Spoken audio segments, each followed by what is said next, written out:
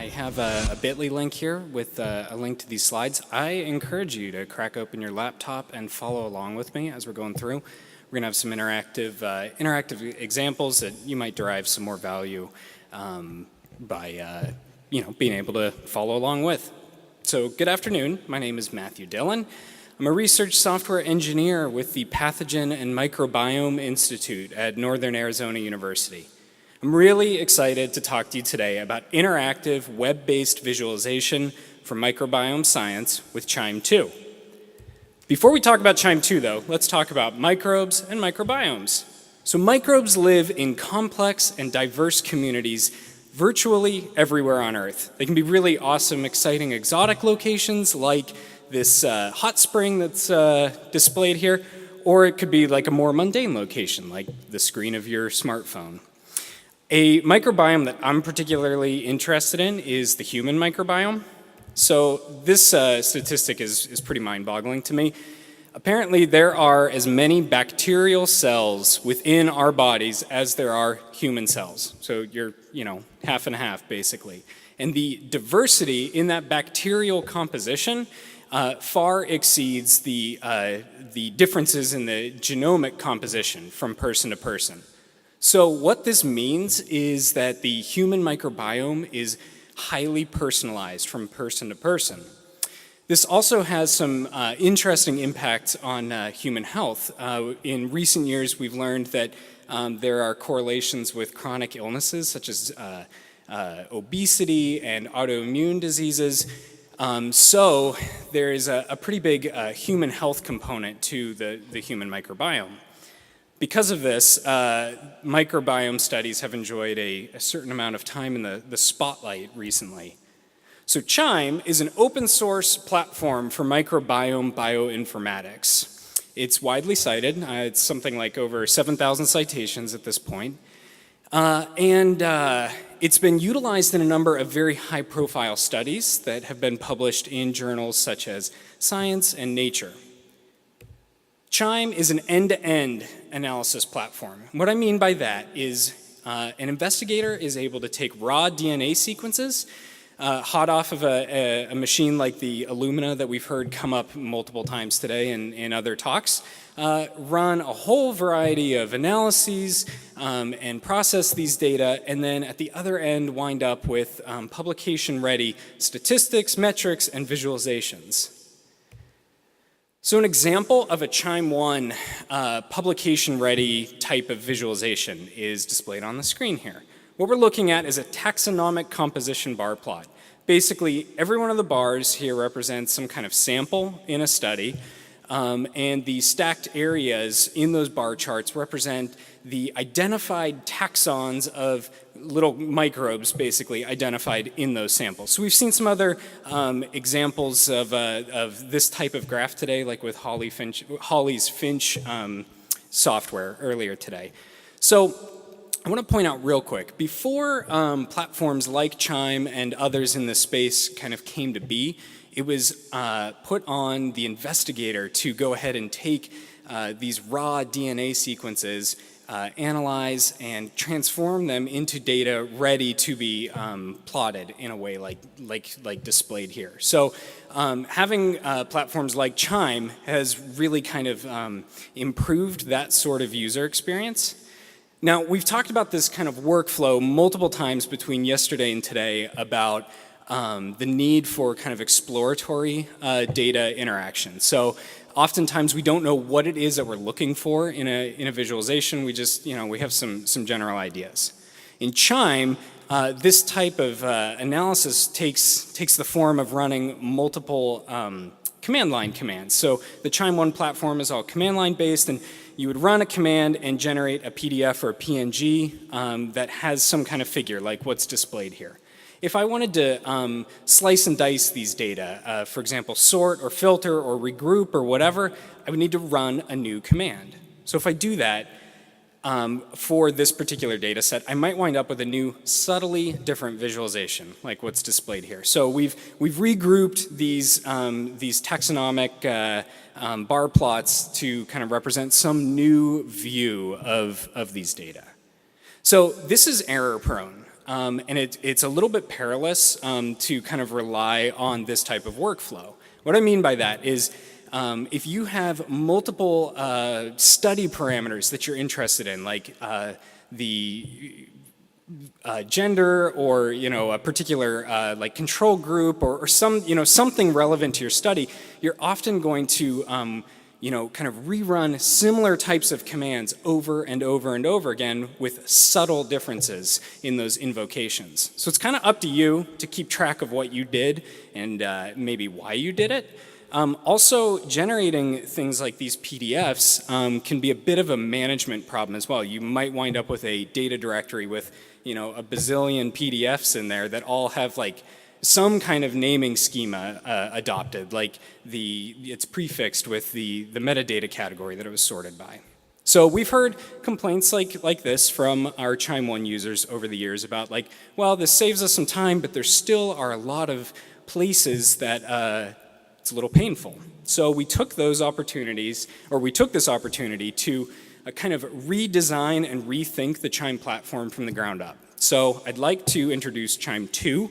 It is not the most original name, but basically this is the successor to QIIME 1. I have a couple of things that I'd like to kind of talk about with QIIME 2 today. First and foremost, QIIME 2 introduces a whole host of new and improved microbiome bioinformatics methods. Those new methods are subject for a totally different talk, though. Of particular interest to the PLOTCON conference, though, is this ability for users to work with interactive visualizations. And also, we've implemented a number of tools and pieces to our framework that make it, we think, pretty easy for developers of QIIME 2 to introduce their own visualizations into this ecosystem. Also, we've taken a stab at solving this problem of bookkeeping that I was kind of alluding to earlier. We call this decentralized data provenance tracking.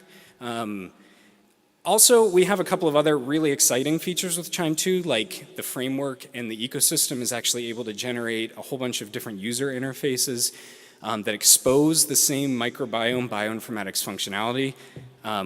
Also, we've kind of moved from a monolithic development architecture to a plugin-based system. And there's some implications around that kind of directly impact some of the folks in this audience here. So I won't get a chance to really talk about those last two bullet points, though. So let's dive into kind of a rethought or reimagined taxonomic composition bar plot. So this is the QIIME 2 edition of this kind of static PDF that I showed before.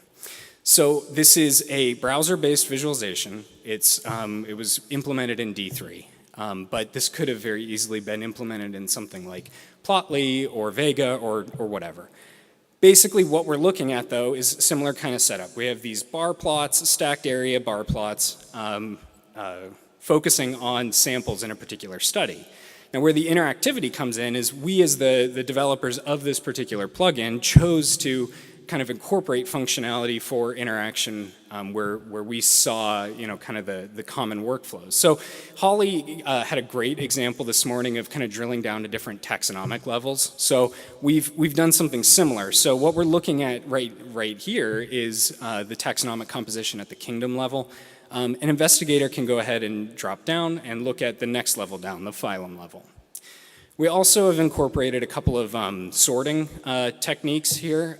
First off, we can sort these bar plots by taxonomic abundance.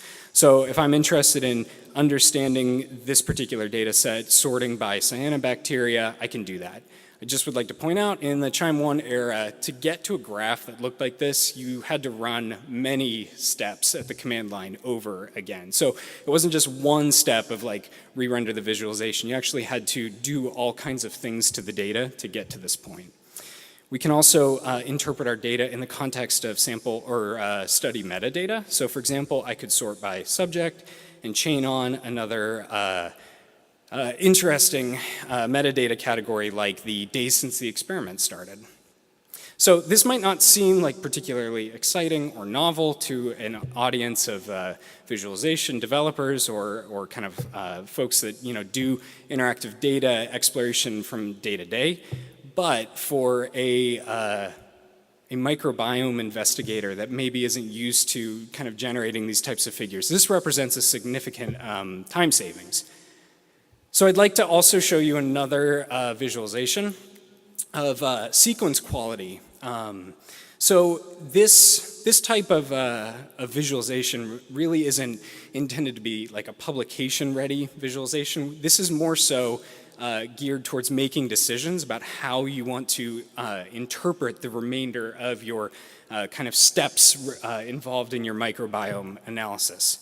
So machines like the Illumina sequencer can give the investigator some kind of indication as to how confident it was to a DNA assignment for a particular base. So this is like how confident it was that it was an A or a C or a G or a T that it assigned. So as you can imagine, this is pretty important to know, like, if you have really noisy data. So let me zoom in here a little bit. What we're looking at is a bunch of histograms here, and what we've done is, in this visualization, subsampled 10,000 sequences out of something like a little over 250,000 sequences.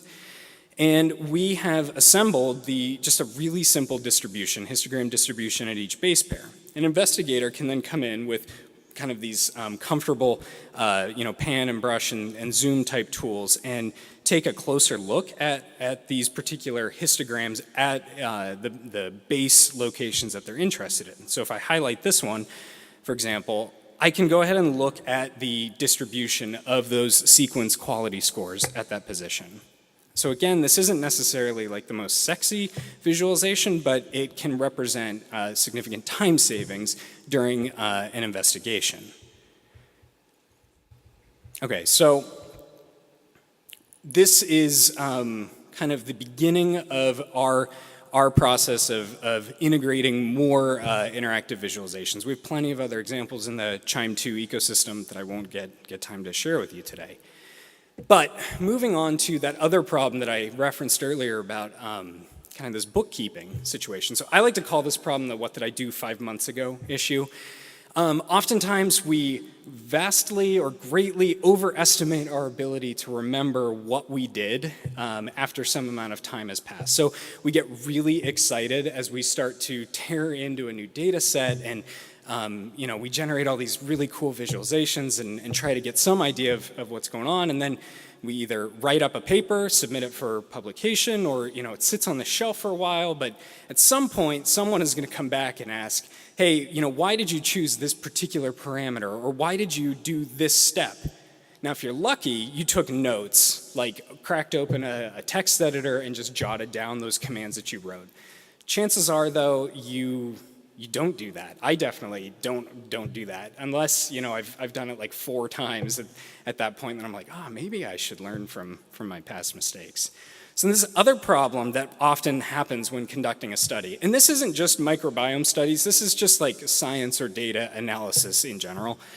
Oftentimes we wind up encoding metadata about our study in what I think is really inappropriate locations, like file names. So this makeup mock analysis directory has a bunch of really weird file names that kind of remind me of my time in grad school, where I just kind of gave up on naming files. So what's the difference between sample metadata, sample metadata.1, sample metadata-old.1, and so on and so on? You have no clue. It meant something to you at the time, but that time has come and gone.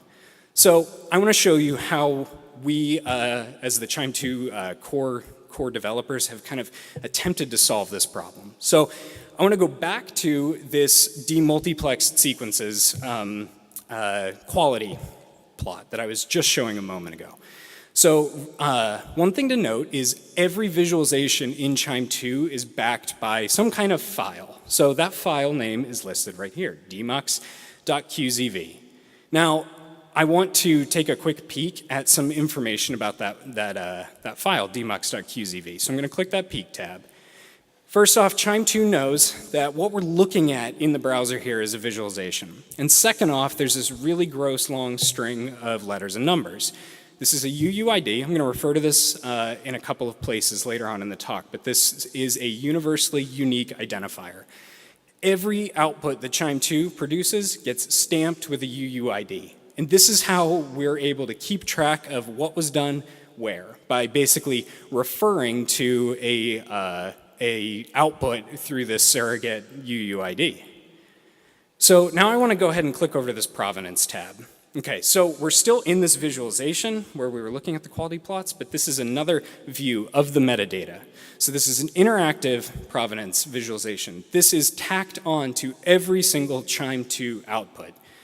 So what we have going on here is a graph of all the things that were involved in this analysis. And what I'm going to do is I'm just going to talk about the steps that went into generating this visualization. I'm going to click through some of this while I'm going, and then I'll go back and fill in some of the blanks.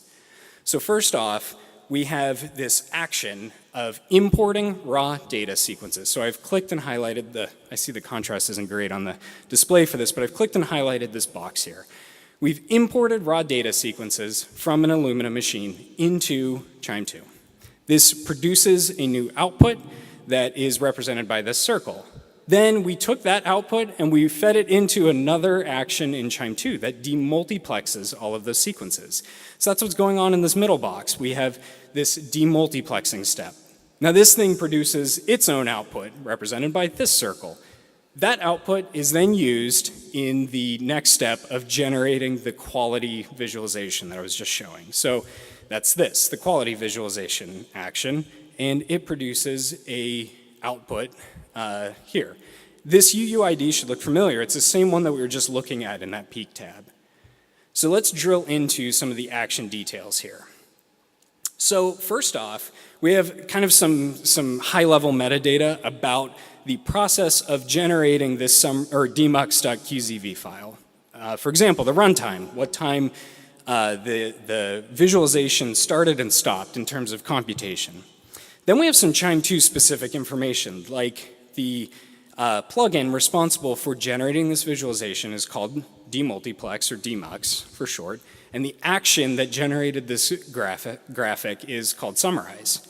It accepted one input, and here is the UUID that represents that input. That was this circle referenced up above.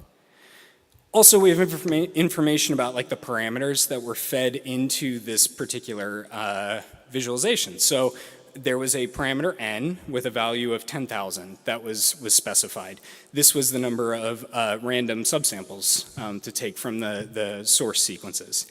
Then we have a bunch of information about the execution environment. We know that this particular visualization was produced on a Linux machine with this version of Python, these QIIME2 plugins, and then a whole host of Python packages. So you can imagine this situation where H5Py, for example, they identify like a bug with 270, and you want to know, hey, was my visualization, was my analysis kind of like implicated in this?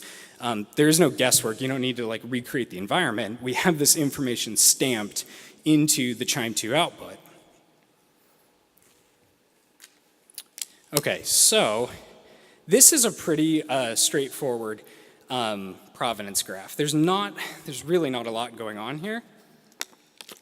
These are pretty easy steps to keep track of mentally. So let me show you an example of a provenance graph for a visualization that's further downstream in a typical analysis. So we'll go back to those taxa Barplots we looked at earlier. So the provenance graph here, there's a lot more going on. But basically, again, all of these boxes represent all of the upstream steps that went into producing that one visualization output, taxabarplots.qzv. The important thing to note here is oftentimes analyses aren't linear. You don't go input, function, output, input, function, output. Oftentimes you combine things in different ways, different actions or steps in an analysis produce multiple outputs and so on. So we actually have parallel branches of analysis that happen here. I don't know about you, but I'm like not clever enough to be able to like keep track of these kind of notes while I'm running an analysis. Like if I was going to try and like write this down in my notes.txt, I think I'd have a hard time like drawing a graph like this that kind of encodes this information. So I mentioned earlier, QIIME2 is alpha software. We still have a lot of work to do in terms of like cleaning up this user interface here, but you know, in terms of proof of concept, you know, we think this gets the message across. Okay, so after we show people this decentralized data provenance tracking, oftentimes the first question is like, great, you know, what kind of new proprietary data format did you invent to do this? Is it some, you know, weird binary format or whatever? So fortunately, we took advantage of zip files for this. So all QIIME outputs, QZAs and QZVs, are schema-enabled zip files. And so what I mean by that when I say that is there's a bunch of directories inside of these zip files that contain both the provenance and the data. So this particular example is showing a QIIME2 artifact that has sequences in it. This is in this subdirectory data down here. So if one of your QIIME outputs was like a feature table, which is referenced with a biome table behind the scenes, and you really wanted to load that up into Finch and take a look, like the example we had this morning, you could go ahead and just unzip this file and then load that biome table up. The other big subdirectory in here is a provenance. So this is a bunch of basically text file receipts of what was done. So if I go ahead and use this file, repseeks, in another QIIME2 step, all of this provenance is going to get copied into the next file, and so on and so on. It's important to note the data itself doesn't get copied, just the receipts about like what happened. So you might also notice here there's a lot of these really gross UUIDs again. As I mentioned, this is how QIIME2 knows about all of the kind of identified elements within that provenance. So for 99% of users of QIIME2, they don't ever need to like crack one of these zip files open. It's just there. They treat it as just a QZA or a QZV. So that brings us to kind of this next step of like, well, how do I share these data, these zip files with people? So like I mentioned before, you could just unzip. So if it was a visualization like an index.html with some JavaScript, you could unzip that and like start up a web server or whatever. But we think that the Venn diagram of like researchers that are ready and willing to do that, and anyway, you get the point. So we're really excited to share this kind of novel tool that we created called Q2View. Now maybe some of you noticed in my earlier examples that we were poking around at these visualizations at view.qiime2.org. So what this is a really simple static site. We actually host it with a CDN. There is no application server running behind the scenes. It's just a couple lines of JavaScript and some HTML. But what this application, Q2View, is able to do is ingest or read those QIIME2 outputs and turn them into interactive visualizations and display that data in the browser. So the exciting thing here is that this does not require investigators or collaborators even to have QIIME2 installed locally on their machine. So if I pull this up real quick, we can just see a real quick example. And like I said, we're alpha, so we're kind of lacking some like documentation and examples here. But if I have a visualization sitting locally on my computer, I can go ahead and crack this open, take a look. This looks just like, you know, the Barplots we were looking at earlier.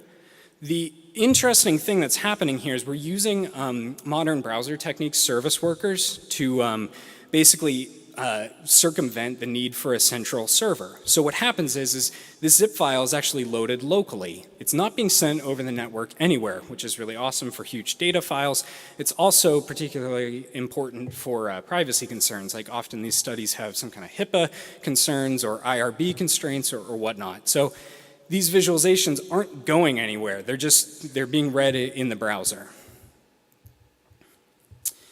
So we have a couple of goals. I won't go into detail with all of these, but we'd like to take more advantage of these the decentralized data provenance. So one particular thing that we think we could do with this is be able to replay actions from one QIIME output onto another data set. So for example, you publish a study that you use QIIME2 on, and the journal has some supplementary materials website. You upload your taxonomic Barplots.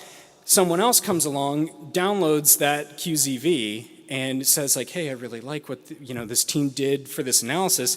They could literally just point their sequences to this QZV workflow and rerun, based on the provenance, everything with all the parameters and the appropriate versions of the applications and so on.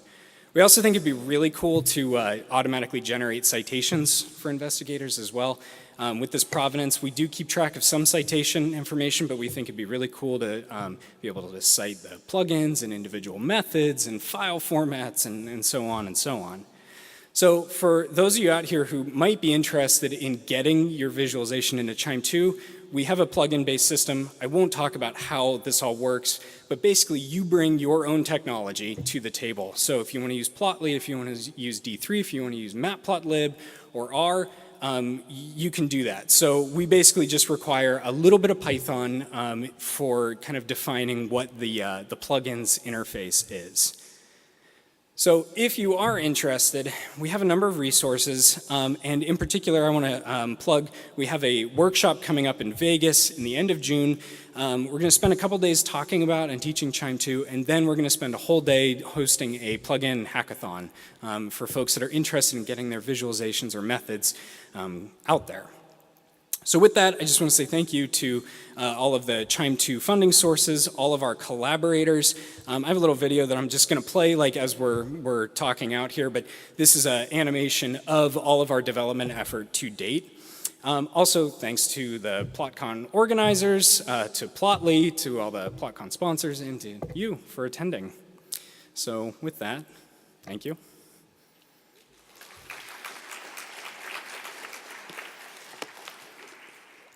Any questions? I definitely skimmed over some things there, so I understand if there are. So everything is browser-based. I'm just curious, like, what scale of data are you talking about for this stuff? What? Can you repeat the last part? What scale of data does this actually work for? Like, I think of genomics as being pretty large in general. Obviously, that's not true in this case. So. Yeah. So we're, like right now, all of the interactive visualizations that we have implemented are all kind of D3 based. So the scale of data for those visualizations is limited based on like what we're capable of rendering in D3.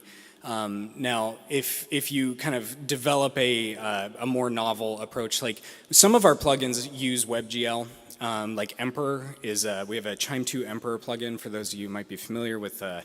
It's a principal coordinates analysis visualization framework. And something like this, the scale of the data is much larger. But yeah, maybe that answers your question. I have a question actually. Regarding the metadata aspect, do you allow users to type in their own information? Like, do you have a notes section or something? We don't, but we are like hoping to have that implemented in the very near future. I just want to point out too, the metadata that I displayed in all of that interactive provenance and the decentralized provenance, that's more so about the execution environment and so on. Your study metadata, is often encoded in kind of different formats. Like we have a tool called QIIME that we use to kind of partner up with QIIME 2, but yeah, we're hoping to have that ability to annotate later. Other questions?